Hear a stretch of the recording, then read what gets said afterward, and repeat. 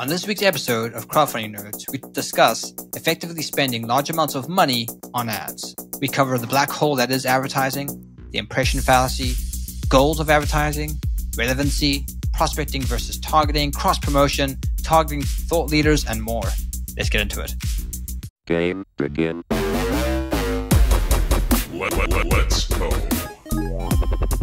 You have my bow. Am I ad? That's awesome. Hey everybody, and welcome to another awesome episode of Crowdfunding Nerds. I am your host, Andrew Lowen, and I am joined as always by Sean and not Rick.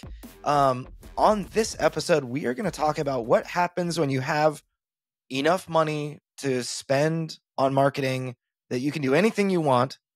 And also when people ask us, hey, yeah, I want like between 8 and 10,000 people on my email list in about 2 months.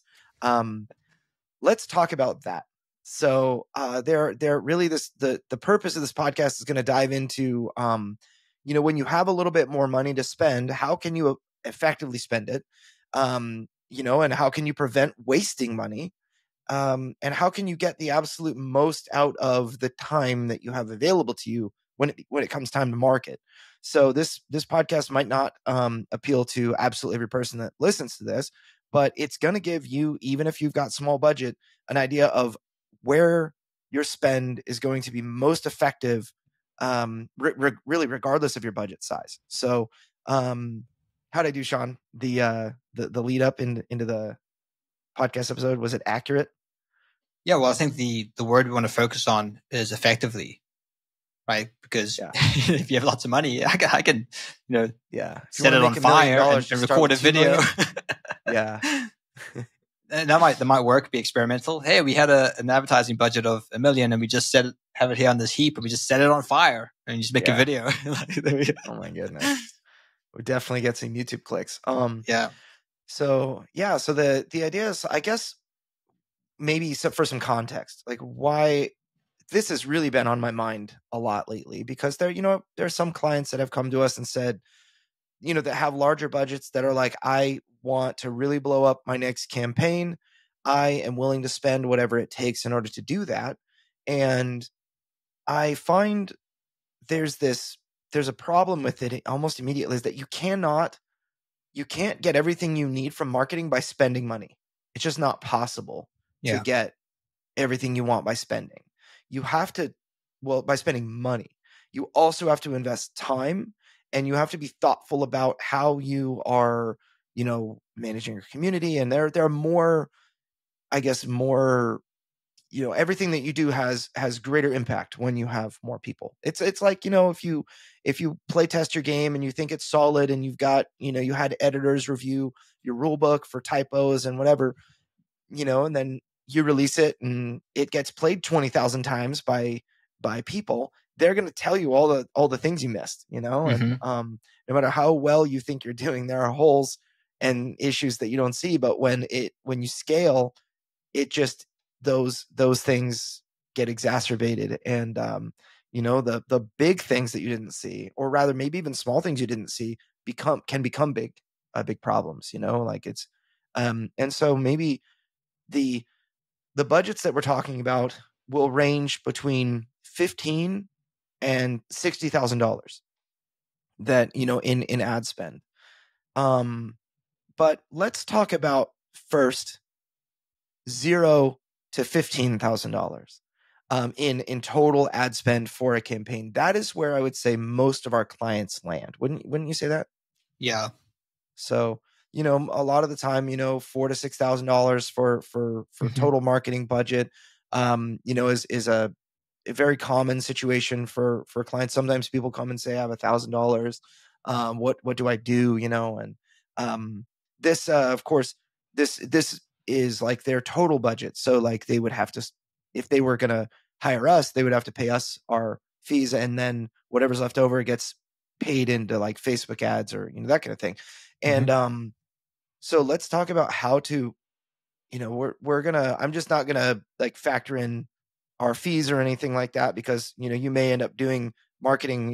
Whoever's listening to this may end up doing marketing on your own. So let's just talk about what is the most effective way you can spend $1,000 when it comes to marketing. Well, I think part of your question, I also think we should frame it a bit more. So let's focus also on deliverance as our case study, because it's something we can talk about personally. Yeah. Because your ad spend is going to have limitations, right? You're going to have your own financial limitations.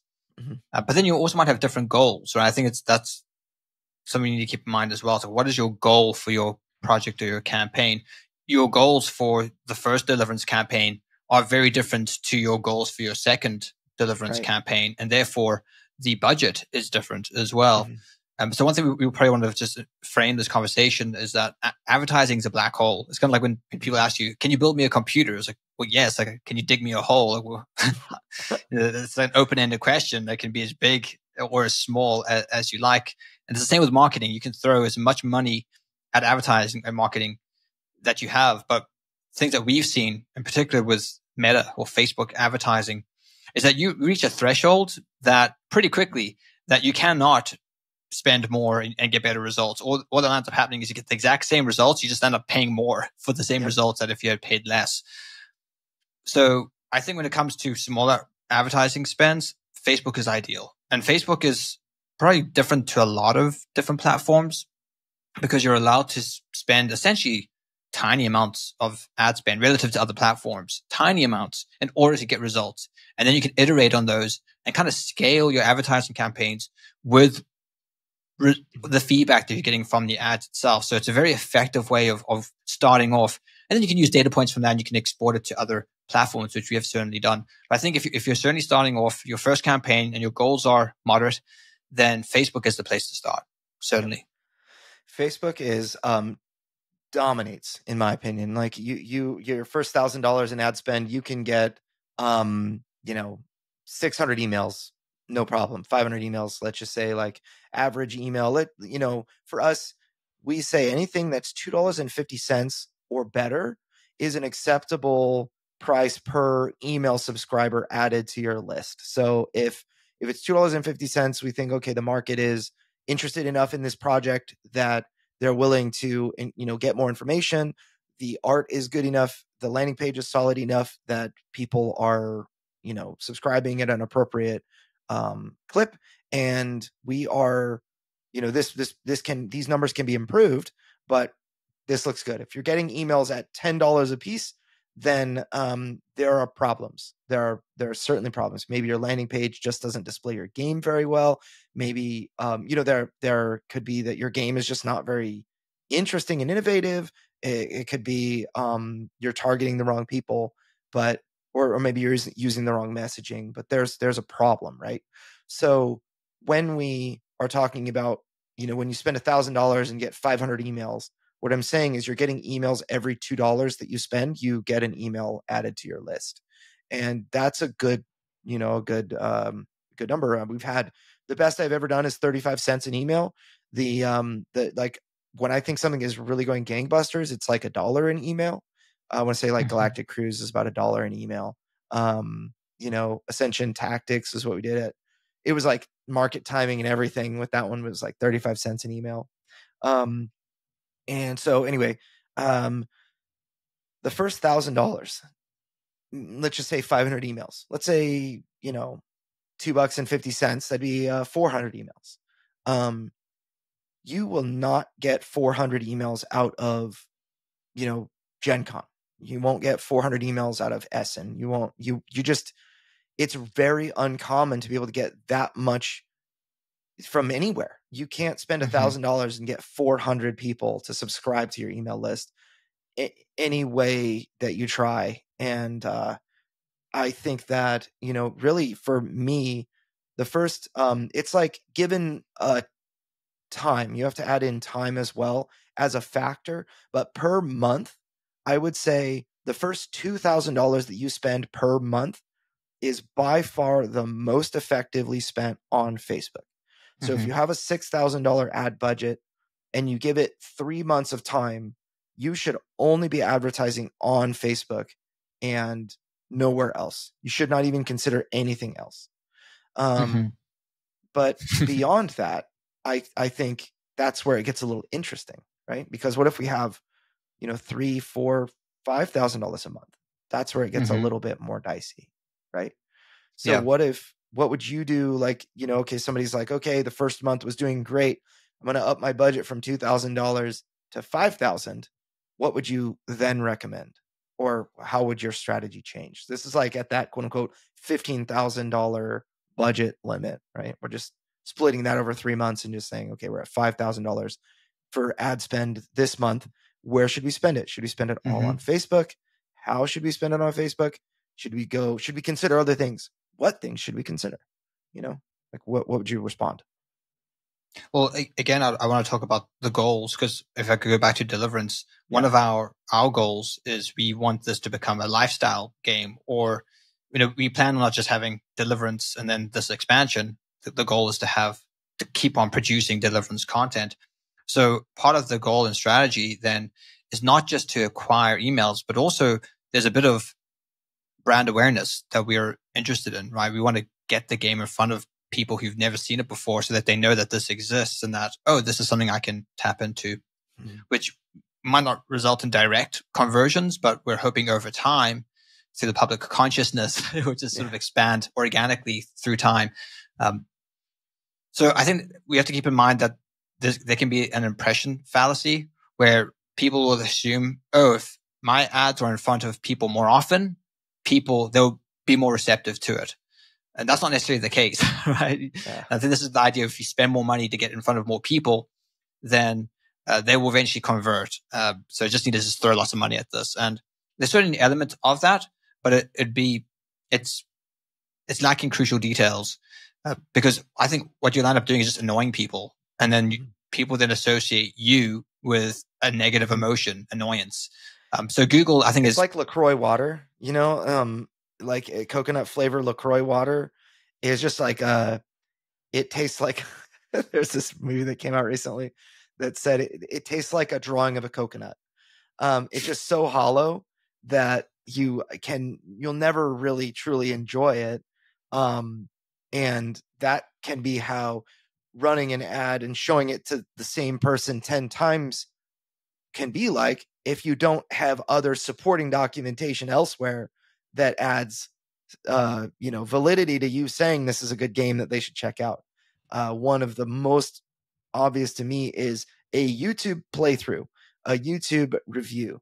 Those two things are the most crucial things. Like, you've got, okay, now I know your game exists. I just need to do a little bit of research on it to see if it's for me.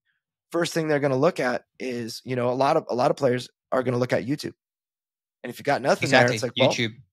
So I'm going to go back to YouTube. And this is why it's really important that we keep this impression fallacy in mind, because the different platforms have different monetization systems. Think about YouTube. There's YouTube Premium. What does YouTube Premium do? YouTube Premium is something that people pay to block what? Ads. Block ads. So now Google has a financial incentive to use your ads to annoy their user base so that they will pay Google to block your ads. You see how it's a win-win for Google? Yep. It's a very, very deceptive, or I'd say very unethical advertising method. And this is why we see with Google ads doing so horribly. It's because they're not as incentivized to make your ads convert as with, say, Meta, where their whole business model is based on ads that are presented to people at the right time, in the right place, in the right way, and really kind of making a really good user experience. And we've seen this with Google ads, where the cost per lead is honestly 10 times more than it would be on Facebook. So if you're thinking that Google and YouTube is a way that to scale your business, it can be if you have, again, large amounts of money, but it's just something you need to be aware of. And I'd say any platform that is offering a service that blocks ads, be very wary of. Mm-hmm. Be very wary of, because they have a financial incentive to use your ad spend to annoy their users so that their users will pay them for you to stop annoying them. Please make it stop. Yeah. So now that is a really, really good point. And that's one of the reasons. It just illustrates why it's so important to have quality reviewers. This is the way to get around, again, at lower budgets. This is a really essential component of the strategy. And when I say lower budgets, I'm including higher budgets. So if you've got a high budget, you should be doing all the things that somebody would do at a low budget and additional things, right? So you should never exclude, if you've got a tabletop project launching on Kickstarter or GameFound, you should always have a playthrough video. You may need to make, if you've got $1,000 total budget and all needs to go to Facebook, then you've got to make it at home with your iPhone or whatever and clip it with iMovie and, that kind of thing. So there are things that you'll need to do to kind of cut corners, but you need to have that content. So when you have a little bit more, you can start paying, like, for Deliverance, we're paying Man vs. Meeple. We've got a Dice Tower preview coming with Brian Drake, and we've got other content that we'll need to pay for. But by paying for, let's just say, I think it's like $900 we'll have to pay to Dice Tower, or $750 to Man vs. Meeple, we will get access to their audience, number one. But number two, we have all the people, since it's an expansion, we have all these people that love our game that still own the base game, that want to talk about it, and we're giving them the expansion, and they're gonna tell you all about it. They may do playthroughs or whatever, but the excitement is really, really important. They're talking to their people that are interested in what it is that they have to say. So when it's kind of a preview is kind of an ad for me, but it's appreciated when it's delivered in that way by somebody that they know. It's like, okay, I'm going to tell you about Deliverance, Council of the Fallen. It's this, and that. Like, they're talking to their people that appreciate hearing this information. And so you totally skip that annoyance factor. It's like, at that point, they're trying to decide, is this video or is this game for me, or is it not for me? And you can even use those videos. I think, yes, you do gain access to their audience, but you can also use that video that they make for you as, to preview the game or play through the game as evidence for your other fans. Like, you can share with your other fans that, this video is great, or total strangers that hit your Kickstarter page, want to see a playthrough. I remember Colin Degnan, at the time he was with the One Stop Co-op Shop. He did the first 3 missions of the original Deliverance campaign in a single playthrough video, and I shared that video everywhere, and it was extremely well received. But it wasn't because the One Stop Co-op Shop channel blew up. It was because I shared it everywhere. If anybody asked for a playthrough video, I shared his video, and it was great.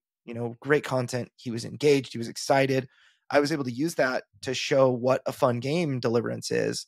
And that one video ended up getting 18,000 views or more because of how often I used it in marketing and showed people and linked it on our website and shared on our social communities every so often and responded to people whenever they asked for content. That's the one I would share. And it really, really helped a lot.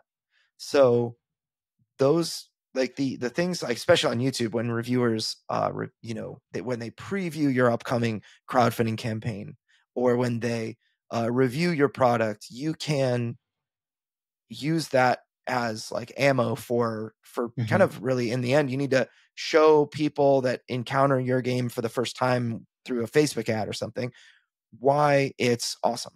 You can make a better case if you have more tools, and YouTube is the first place that I go beyond Facebook. And then it comes down, because we're talking about effectively spending your ad spend, and the key word here is relevancy, right? So your ads and your placements, yes, you want a lot of them, but they really need to be with audiences that really will be suited to your ads. And therefore, when that marriage happens, where your ad is in front of the right people, you have a positive ad experience. People like ads. There's a misconception that people do not like ads. This is not true. It's like saying people don't like music. Everyone loves music. People don't like bad music. They don't like when people are singing out of key, or when someone's drumming out of beat, or something like that. But everyone loves music. So it's about finding the relevant music for those people's preferences and tastes, and then giving it to them. So it's the same with ads. Ads should ultimately be an enjoyable experience. And sometimes it's subtle. I've recently got back into the Pokemon trading card game with getting my children into it. And it's funny looking at it as this franchise as an adult than when I was a child, 20 years ago. playing Pokemon cards and things. Now I'm playing as an adult, and certain catchphrases, you're kind of thinking, yeah, this is a marketing tool. Like the "gotta catch 'em all" tagline essentially translates to "gotta buy them all." Right? It's a marketing tool. It's like, gotta buy them all. Gotta. His name is Ash Ketchum because he catches them all. You gotta buy them all. You gotta catch them all too. But that's fine because people love Pokemon. That's a lot of fun.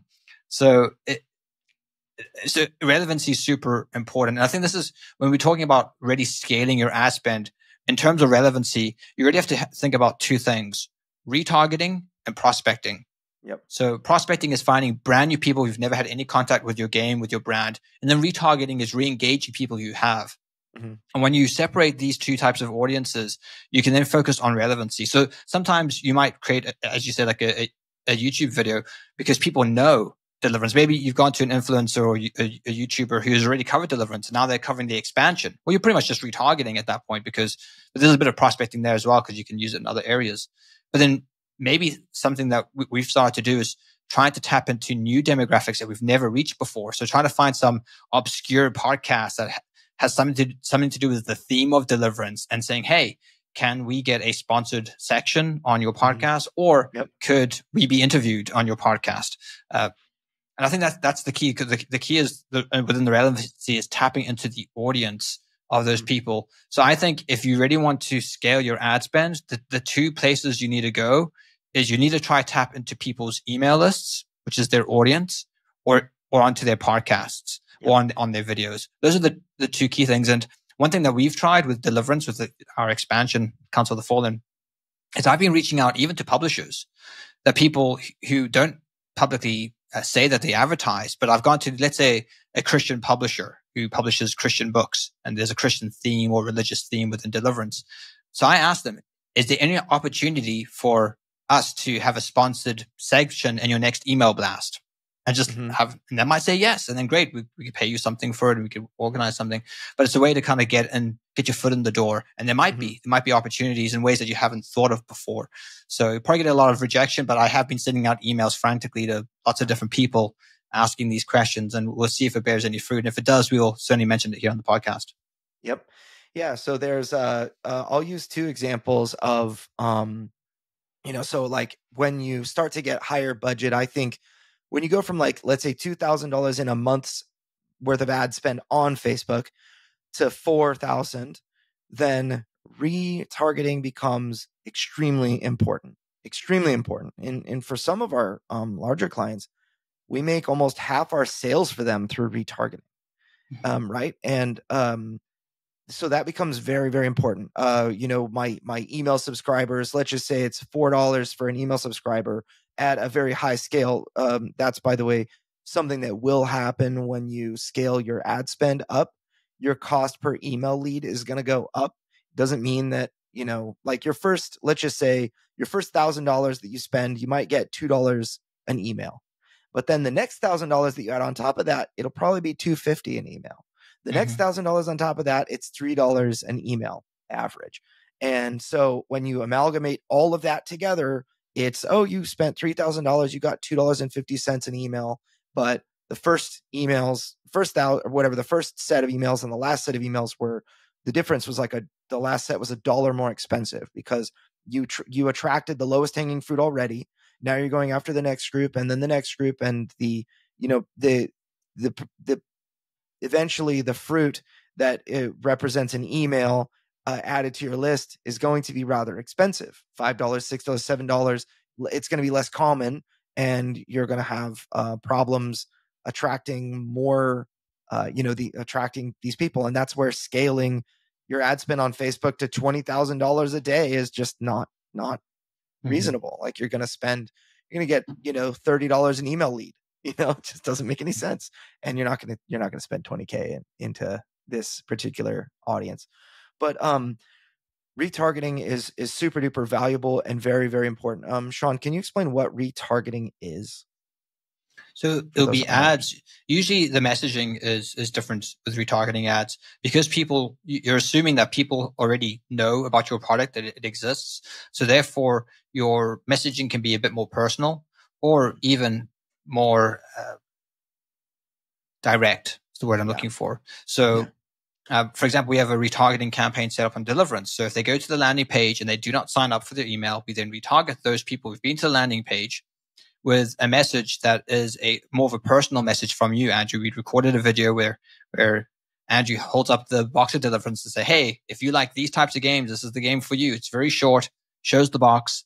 And then the call to action is sign up now. It's join the email list for updates. It's very much, it's personal and it's far more direct. And that's doing really well. Or it says coming to Kickstarter September 24th instead of, which is very kind of on the nose. Like, I'm advertising to you right now. I want you to back my game. Have you heard about my Kickstarter? Versus to a new person, it's like, the Angelic Warfare board game, or the whatever, some thematic, or like Angels and Demons Return, whatever. So this it's very different, but you can be on the nose and more direct because they already know what it is, and you're giving them more information, and you're able to be a little bit more personal.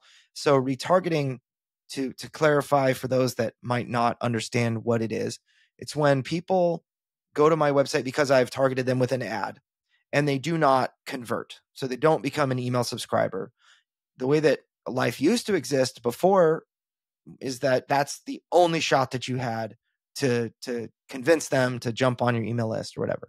But now we can target groups of people that have seen your ads before. So, if you feel like, if you're listening to this podcast and you feel like you've seen Deliverance ads like crazy and you just can't get Deliverance out of your feed and you're so annoyed, that's because you probably clicked an ad, went to my website, and now you've been targeted 9 times by the retargeting campaign in specifically.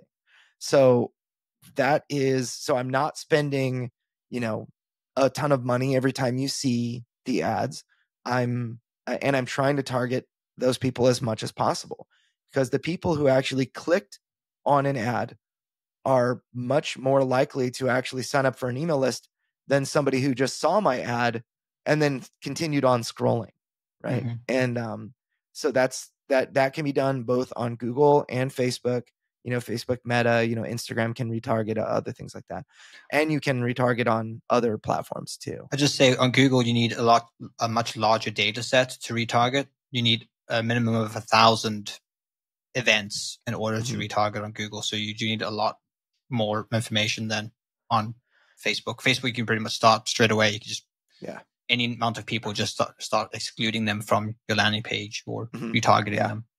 Yeah, and you can spend like $5 a day on retargeting, and it's going to be effective for you. I mean, I would say that's especially if you have attracted people to your website and you've spent, $1,000 or whatever, you can set up a retargeting campaign at $5 a day. It's going to get incredible results, for what you spend.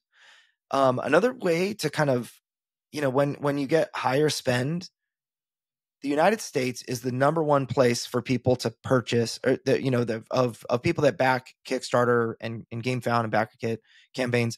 The United States dominates. If you look at the, some of the largest campaigns, you will see the US accounts for between 65 and 85% of the number of backers for each of those campaigns. I find for me, it's much the same. Sometimes you can, skew it a little higher if all you're doing is advertising to the US, or sometimes you skew it a little lower because all you're doing is advertising elsewhere. But generally, it's going to be between 65 and 85% of the backers of your campaign will be from the US. So you should spend the bulk of your marketing budget in the US. Yes. If you spend, for example, we're spending in the EU, or EU, Australia, and the UK, just generally, and Canada, generally places that have English speaking audiences that play board games. These are ways to kind of start to diversify. So if I'm spending, $30 a day in the US, it would make sense also to spend, maybe divide another $10 a day between the UK and Canada, or, put $5 a day into EU and $5 a day into the UK, and, or something like that. You can start to diversify by targeting different countries. Same interests, different countries will give you access to different audiences. And when you're spending, for us, we're spending right now, what are we spending, Sean? Like between $450 to $700 a day on Facebook. Yeah. It's a lot. We're spending a lot. So, so that's something that we have to do. We don't have an option not to do that. And Yes. the retargeting campaign, that's eventually will be like half of the budget that we spent is Well, on particularly when the retargeting. campaign's live, because we'll Yeah. retarget everyone, let them know that it's live, direct them directly to the Kickstarter to Yeah. back. Yeah, so that's something that is super duper important. So as far as let's talk about so for me, the reason that I have this money, by the way, is because we sold through an entire print run of Deliverance and 5,000 units of the game. We had a successful Kickstarter at 314,000. We made, in essence, what amounts to just between like $800,000 and $900,000 worth of product, and we sold all of it. And so, over the course of I guess it's been 3 years since we funded that Kickstarter, we were able to, we went to, we were able to deliver the product with the money that we had. I want to say we made about $500K, like including, both the crowdfunding campaign and the aftermarket, like pledge manager stuff. So we made it to the market. And we had around, I want to say like 2,500 units left of the game. And then we sold through the bulk of it within like 4 months. And that gave us, pretty much all the money we needed in order to get back. So we sold through 5,000 units of our product and 2,500 of each of our add-ons. And we generated a total of between $800,000 and $900,000 of revenue doing that. We went through, so like between our Kickstarter campaign and the Pledge Manager campaign after that, we made about $500,000, which we had to use to, do the manufacturing and the freight shipping and like the last mile shipping and everything. Like that's everything that everybody paid us so we could deliver and whatnot. And we had about 2,500 units left over of our game after that was done, and maybe, under 500 of each add-on. And we ended up selling through the bulk of our stock within about 4 months. And that gave us revenue to do stuff. So we were able to, and I wasn't taking a paycheck. I don't take a paycheck from Deliverance or anything. So had some, good press, good publicity and whatnot. Players really liked it. It was highly rated. So the game ended up selling direct, mostly direct. We had some retailers that would buy direct from us, but for the most part, it was people going to our website and buying the game. And, every once in a while, like a retailer like Game Nerds reached out and bought 120 units from us. And so that was, generally how we compiled what money we had. And so we have like, before we started this marketing campaign, around $150,000 in the bank account. And it's like, well, it's sitting there and we use it to pay our artists. So we invested into making another game, the expansion. And that's where the investment went. And so we have about 150K at the time. We're like, what are we going to do? And it's like, well, let's really build a very powerful campaign. Yeah.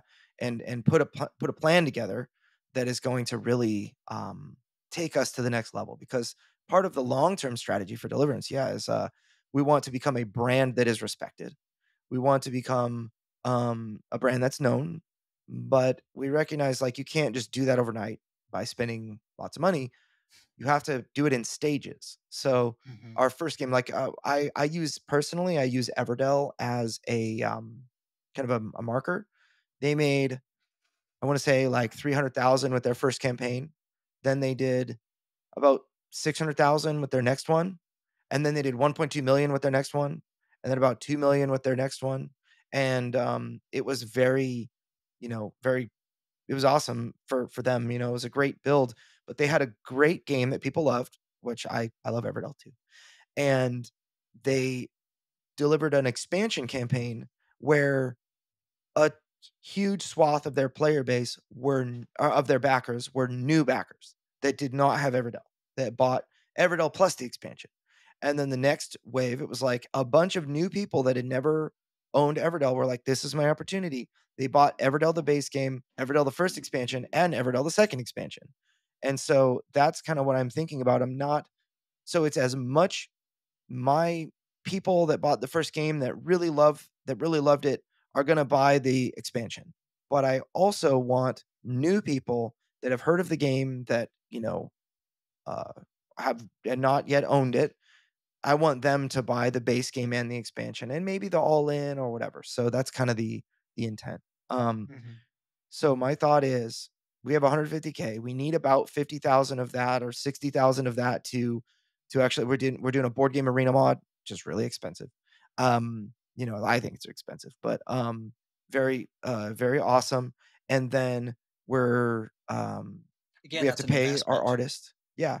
But then like 90,000 more, like I tell everybody that's working for me, like I've got, let's see, one guy that's full-time game developer and customer service person.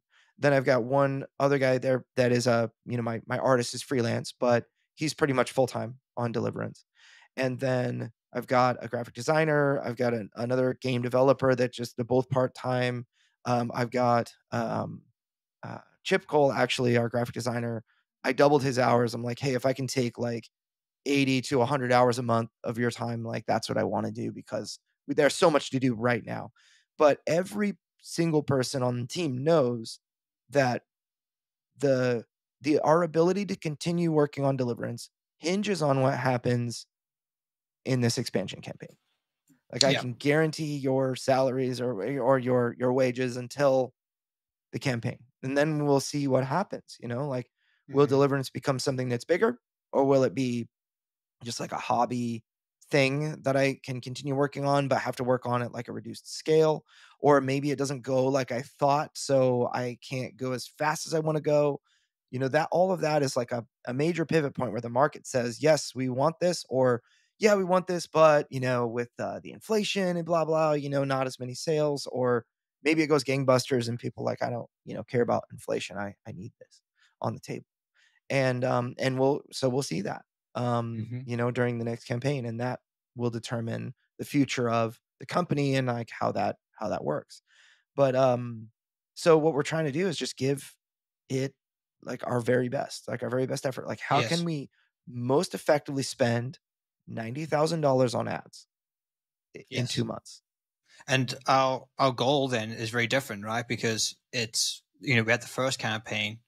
Now we want to really, we kind of have an attitude of it's now or never. So, we want to try and push the envelope of what's possible with this ad spend. So we are being maybe a bit more adventurous with the spend and trying new avenues, and I suppose there's also, because we also have a marketing agency, it's a bit of an investment, because if we find something that works, let's say we try some obscure advertising thing and it works, like, well, then we can use it for our clients. We can then talk about it. So it's not just that we're kind of throwing mud at the wall. It is intentional, and we are sort of experimenting to reach new people, but also it acts as great case studies for our other businesses. One thing we should talk about, and I know it's something that you've really dove into more so in this campaign than in the first campaign, is cross promotion. Now, cross promotion is very powerful. In fact, it's so powerful, Steam has just banned it. I could send a link in the show notes. Steam has just given an update where you can no longer link to other games on your Steam page, and you cannot link to external websites. The reason is because it was being abused. People were just obviously having like 10 other games on their Steam page, and it was becoming very cluttered. But that just shows you how effective it is. The fact that people were doing that is because it was working. So cross promotion is very important. Maybe you want to talk a little bit about what your strategy has been in cross promotion. Yes. So there are two fronts for this. And I just, I go back to like, if you want to spend $90,000 on Facebook into the board game audience, like good luck. There's just not enough clicks for you and everyone else that wants to spend. So it's not going to be an efficient use of spend. So in order to effectively use resources, you have to go outside of that. And there are tons of people that play games that do not use Facebook, that just do not actively use Facebook. They might have an account, but they're never gonna really. Maybe they just don't even use a computer all that much. Like they just there are a lot of people that are like that you know go to their board game shop for their weekly game night or just play games with their friends, but don't really travel in circles that you can reach very easily. So the way that we have decided to kind of try to leverage is in two things. So there's paid and there's unpaid. Um, Paid cross promotion. Actually, let me talk about unpaid first. The unpaid stuff would be things like, hey, you have a Kickstarter campaign that's launching soon. I'll give you a shout out in my email blast if you will later give me a shout out in yours. Or hey, we're good friends. I've talked to you. Or, for me, like some of our clients like Elijah of the Flood or maybe some others. I don't want to like name them all on the podcast or anything, but um I'll say like, hey, we had a game that was, you had a game that was really similar to ours, and we're friends, and you've helped us in the past and we've helped you in the past. Would you be willing to share a Kickstarter update to your people for our game? We'd be happy to pay that favor back. Or we've done this in the past. We'd be happy to do it again. And that's a Mhm. really great way to tap into other people's lists without having to spend money. But you're kind of in you should be investing in relationships with other people where you're helping other people. This is Mhm. actually one of the reasons that people that help others rather than selfishly keeping everything to themselves, they tend to get more. The I was like the Bible talks about how one scatter your bread upon the waters, and after many days it'll return to you, right? Oh, and then also there's a man that holds back and still doesn't have enough, and then there's a man that gives and it's like in a proverb that He who that sows sparingly reaps sparingly. So the yeah, idea is that you got to sow sparingly. You got to be yeah. generous. Oh yeah, so bountifully, right? Yes. Mhm. So the and that's kind of where that comes from, is like your goodwill that you have developed over the course of time will come back and aid you, and like It's better to even give than this. to receive. Yeah, certainly. And it is it's nice, I was able to help somebody just this last week with an email blast to my fans. We have about just like 7,500 people on our email list now. It's grown from like 5,000 to or 5,400 to about 7,500 engaged people, or maybe 8,000 engaged people. I want to say like our hardcore group is about 6,200 right now of like super engaged, that over half open, and And that I kind of like stuff. how you do that because you're very intentional. You always, when you do promote things, it's always at the very bottom of your email. It's the last thing. Yeah. It's more of a honorable mention. You Yeah. don't do it often, so you're not kind of annoying your list with all these kind of ads to different things, Mhm. and it's usually very relevant. So this, Yeah. I know in your recent email, it was like a word for word Bible comic that Uh-huh. was it's now turned into a card game. So it's very relevant to your audience. So it's something that they would generally appreciate. Mhm. It's something you vetted. I know that Yeah. you're quite strict on the products that you promote. You want to make sure they're of a certain quality. Yeah. So it's very intentional, and that's something as well. When you Mhm. do cross promotion, you want to make sure that it kind of ticks a lot of these boxes, and Yeah. that you don't do it too often. That it is kind of controlled. Yeah. And another thing is like I don't do it because people are incentivizing me. Hmm. That's really important. And so part of this kind of dives into internal marketing. Like, how am I treating my people? How am I like what expectations am I trying to set with my people, the ones that I email that open my things? Am I, able to be bought and sold?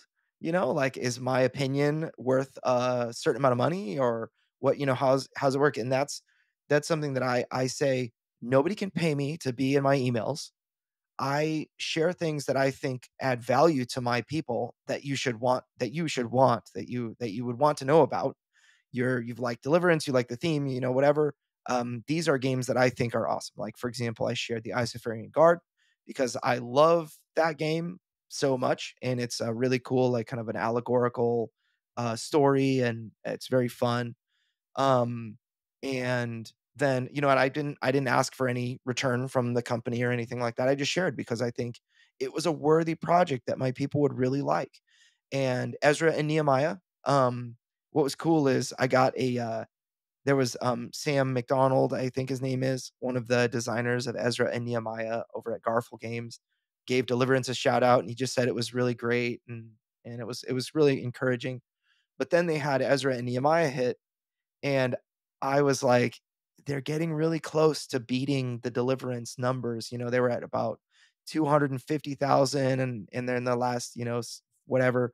I'm like, I put them into my email and, just their project, and I sent a blast out and just said, "Hey guys, like, let's see if cuz Deliverance was kind of at the time like the largest Christian game, if you will, that that funded on Kickstarter, and Ezra and Nehemiah was on Kickstarter, and they hit 322,000, and part of it was because a lot of my people ended up buying their stuff. Like you can see the day that I emailed and the amount of backers and whatnot, and how it went up, and that's awesome for them. Like, I'm really happy for them, but, I'll Now we can no I longer say the highest grossing Christian right, game on Kickstarter. No, I'm until kidding. September Yeah. 24th, Yeah. like, it's but you know what? Like, a rising tide raises all ships, Yes. It's not like, "Oh, we're the best, and we wanna try to keep people down," and that's the mentality is like, trying to kind of hold your place, and by keeping others back, but I think I'm gonna try to do the very best that I can, in my lane. But I recognize that there are lots of other awesome projects. Like, look at my shelves if you're watching on video. Like, I've got lots of games on my shelves, and there's room enough for one more, room enough for two more, five more, and I rotate out, newer games that I buy. Sometimes older games go, and that's just kind of the way that it is. Otherwise, my house would be full with like boxes. Make a house of games. Yes, yeah. Is it be your So, walls? but yeah, so I think that's something that's really great, and then I can actually use that, and I actually plan on. I don't know if Shem or Sam is listening to this right now, but I totally plan on reaching out and saying, "Hey, would you be willing, because your game is super relevant to the people that love Deliverance? They might, your people might really be interested in ours, and I'd be happy to return the favor. Would you be willing to share about our game in your Ezra and Nehemiah Kickstarter campaign, like as like an update?" And if to say yes or no, that didn't cost any money, right? Mhm. And it's mutually beneficial, because their people find it relevant, and my people found their game relevant, and we were able to benefit each other that way. Um, so, but like, kind of onto like the paid stuff. You mentioned podcasts. So I want to get on podcasts. I would love to get on podcasts that are relevant. There's Blurry Creatures, which is one that I just reached out to, that is I want to say they're 260 episodes in, and they talk about, like, they started talking about Bigfoot, and now they talk about like paranormal and spiritual warfare and angels and demons and all that. And it's like, that'd be fun to talk about, to join their podcast. They have a bunch of listeners, and then there's so that I'd love to jump on podcasts like that. You'd be able to tap into a totally different market. So other podcasts that you can jump on, or that I plan on jumping on, are paid promotion. So the Exorcist Files, that's actually a client of ours that we helped market. I consulted with them. We helped them market their campaign. They ended up doing really well. A podcast that, for their season 2 return on Kickstarter. Well, my game is called Deliverance, and Deliverance is actually the name of a ministry where you exorcise demons out of people.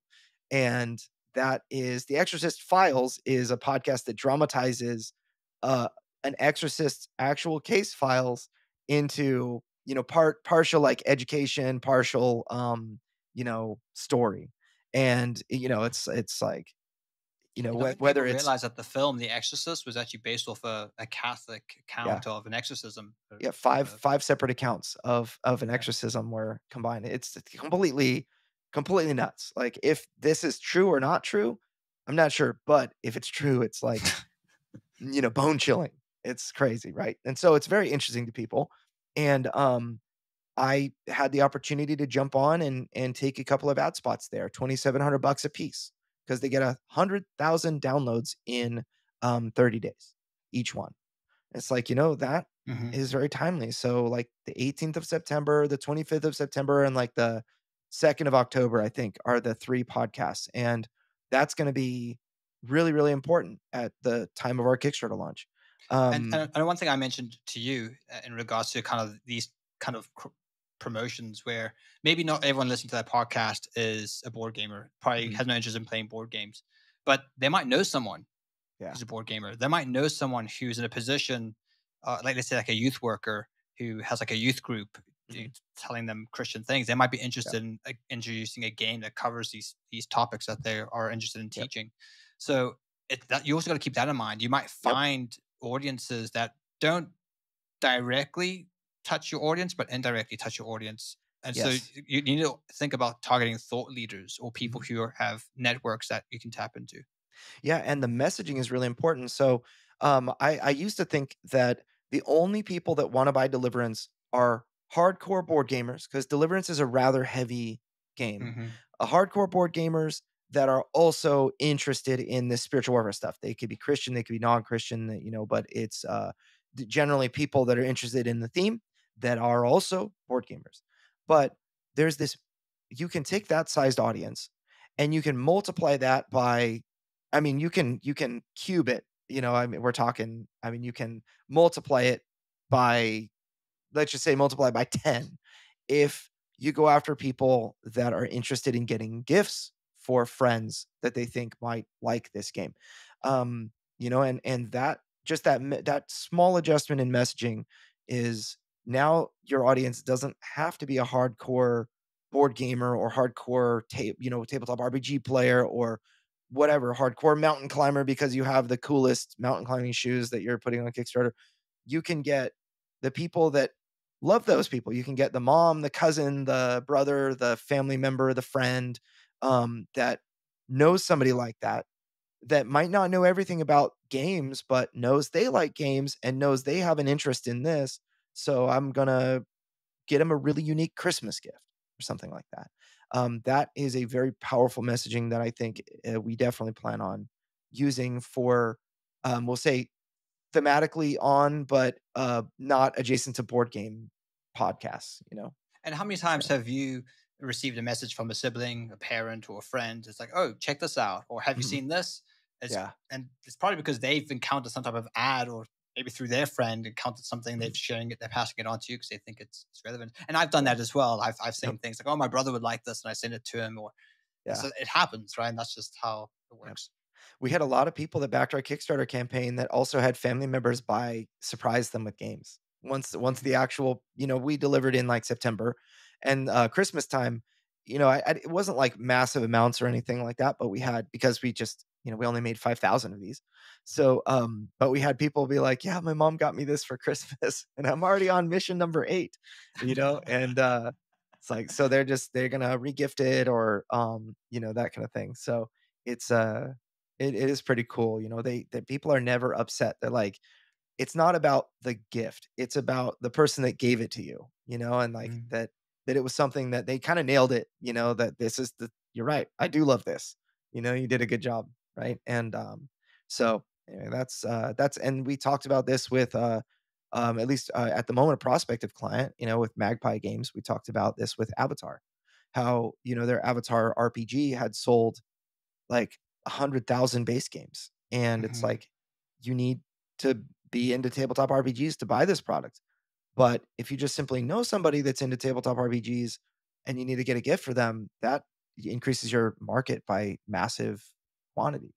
Mhm. So you can go far, far past 100,000 units sold. And actually, in some of our e-commerce accounts that we manage for our clients, some of the best messaging is the perfect gift for Mhm. XYZ.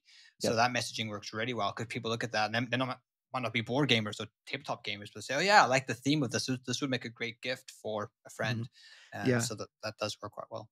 Yeah, and people will even say like, yeah, if my friend that, likes this stuff happens to learn the rules and teach me, then I'm cool with that too, you know. Hmm. So it's I think that that's been a very powerful tool to use, and especially something as you scale your ad spend, it really needs to, you should incorporate that type of messaging. Um so we're also trying, so a couple of other things that we're trying, I'm spending money on Twitter right now. Just, I mean, it started at $50 a day and I lowered it to 30. We're getting a lot of link clicks, like for so a ton of impressions. A lot of link clicks. The cost per click is about 12 cents. but just not a lot of like email signups and that kind of thing. And Bots. I we think tr- a lot of these social sites have problems with bots. It's kind of Mhm. something that we've noticed where Yeah, you get lots of clicks, but then the bounce rates are super high because they're just not sticking around because they're right. probably fake. Yeah. So we're trying let's see, a couple of like other minor social media type sites like Gab, I want to say Rumble, like we're looking at it's like really small, like the tabletop audiences on those sites are like pretty Yeah, small. well, for some of them, we're allowed to tap into their email list, and that's Mhm. specifically why we're going with them Yes. because we find that more valuable than display advertising. Yeah. Yeah, Gab is pretty TikTok, have much we tried TikTok? so I tried to get TikTok's pixel to work on our site, and it is annoyingly maybe actually I could try it again now that we have the Google Tag Manager all set up and whatnot. Maybe I should try it again. But maybe like with that vertical ad, we can try it. I did a vertical ad where it's like, hey, it's Andrew, pointing to the Yeah. Deliverance Council of the Fallen box. Like that might be interesting. Um, but yeah, so I haven't tried TikTok. I'd like to, but the last time I tried it, it was in like around Christmas time. It just felt like it didn't do a whole lot. Yeah. Um, like, but it was probably just because I'm not very great with like the types of videos that I need to make for TikTok. And so, it wasn't anything to write home about.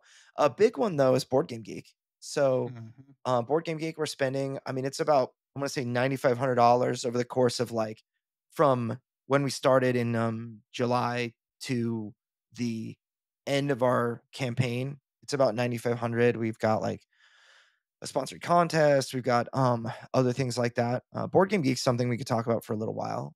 Um, but one of the big things with Board Game Geek, I'm combining it with a very, very important review, like a written review for Board Game Geek for the Council of the Fallen expansion and the contest at the same time. So I'm launching the contest. I want to say it launches on the 25th of September. Our campaign launches on the 24th. So hopefully, our campaign will be funded, and then the other contest will launch. But at the same time, I want a review to hit, and I want everyone to see the review. I want everybody to go from the Kickstarter campaign that maybe in the very first update to a review that was done and like the review, like as a call to action. And by liking and commenting on that review, I want to try to go from nowhere to like hitting the number one hotness on Board Game Geek. So my goal is to hit number one hotness. If I can, then that's going to mean big things for our campaign for as long as I'm there. But the way that you hit hotness is you have to have a lot of engagement from a variety of accounts. Like you can't just have a million people liking your campaign from the same three computers. We And you've tried that. got yeah. No, but yeah, if any BGG admins are listening, we did everything above board. We didn't like hack or whatever. We still got our stuff locked, our threads locked. Which I actually don't know why they were all locked at the same time. But the uh the idea is that if I can get a review that is highly trafficked and interesting and engaging for people that want to read it, and the contest, which always has a post that people, generally say thank you for the contest and like it, upvote it, stuff like that on Board Game Geek. And then maybe like last time we hit number one hotness, we had somebody that thought one of our ads sucked and started Made a it go thread, and it viral. became a hot Yeah. thread about it. Yeah. So, we're kind of trying to put ourselves in the best position to hit number one hotness with that review, which is why I sent it for about $500 to the Czech Republic, to the guy that did the hot review last time. I wanted him to do another. He did a great job. I wanted him Okay. to do another review. So the shipping to that address alone to get it there within a week was $500, and it's still gonna cost more or maybe take more time because of customs or something. But it was really important for me to get one solid Board Game Geek review for that reason. Um, and then we target like we do like a general ad that we're not targeting anyone. We're just kind of like broadly like shotgun blasting or whatever, fully auto firing at anyone that'll look at our ad. And that's a smaller budget. And then we have another kind of a larger portion of the budget dedicated to people that are specifically interested in cooperative games, solo games, campaign driven games, and Religious stuff like theme. that. Yeah. Yeah. The religious theme, strategic games. If I could target every single person by micro badge with the, little cross micro badge or whatever, I would, but the problem is like, we don't do that because Google AdSense is what they use. And though we might actually be able to get away with it, Google, that's against Google's terms of service. So we could actually end up hurting Board Game Geeks ad revenue, if we were to Yeah, target people targeting by, yeah. So religious we just don't do affiliation. that, as a policy. We don't do that for any of our clients or, anything like that. Um, so, that Board Game Geek can continue to earn ad revenue. You don't want to sneak one past and then Board Game Geek gets hit with some sort of warning and um that would you don't want to hurt someone else's business to try to advance yours, right? In the short term, it's just terrible for everyone. But anyway, so that's the some of the that's a lot of what we're doing. We've got podcast reads that people can read on Rumble, which is weird because Rumble is mostly like political and it's like a Yes, let's conservative talk leaning about this. political This is thing. really interesting Uh-huh. because now We tried we that, have right? we've submitted it, so it's in review. Yeah. But Rumble has this system where when people go live on their platform, they have access to a basically a bunch of bids of sponsored messages, shout outs. Yeah. And so as we as advertisers will have a link to a website and then we'll create a script that a live streamer can read, a word for word Mhm. script that they read. And we can add some notes.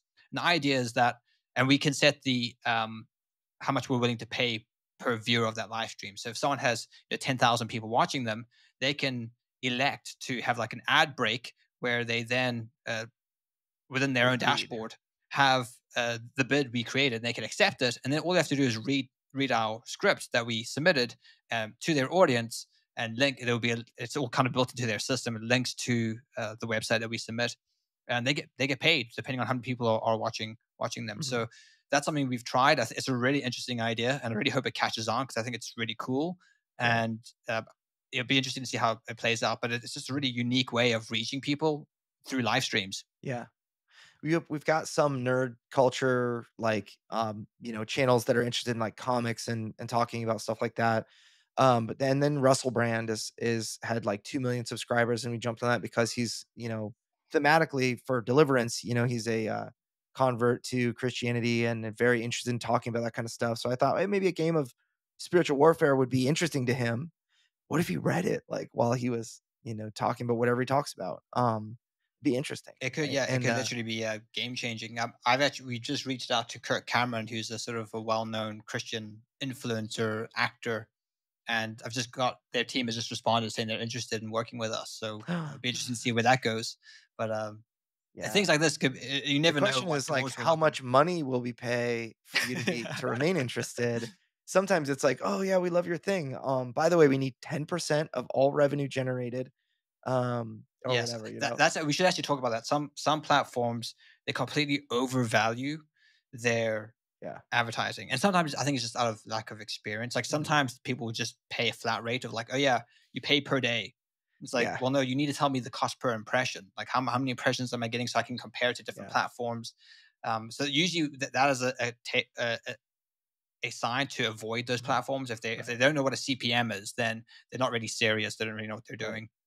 One of the things actually I just decided, so one of the websites for Deliverance, christianitytoday.com. That's started by Billy Graham. It's like a known I don't Magazine. know. Yeah, it's a known magazine. A couple of problems that I see with it just from like a my perspective is that tabletop gaming is a more niche hobby. I see the people that read or listen to anything on Christianity Today is like a little older, maybe like a little more like of a I don't know. I just feel like it's like a grumpy old man would like love to listen to Christianity Today or something. I don't really know if that's the case or not, but they wanted $7,500 for a digital article, and I would love to have a digital article on Christianity Today that was like written that links my website, because that could make a big difference on Google. Might be really Mhm. great for like a long-term strategy, but they didn't give me any metrics of like how many people would view the article, like how many people view it. It could be like 100. No, I have no idea. But they said, "Oh yeah, it'll be on our front page for 2 weeks. We'll blast it on our social media and that kind of thing." It's like, "Yes, that sounds good, but can you give me any metrics of like how many people look at the average article that you do in this manner?"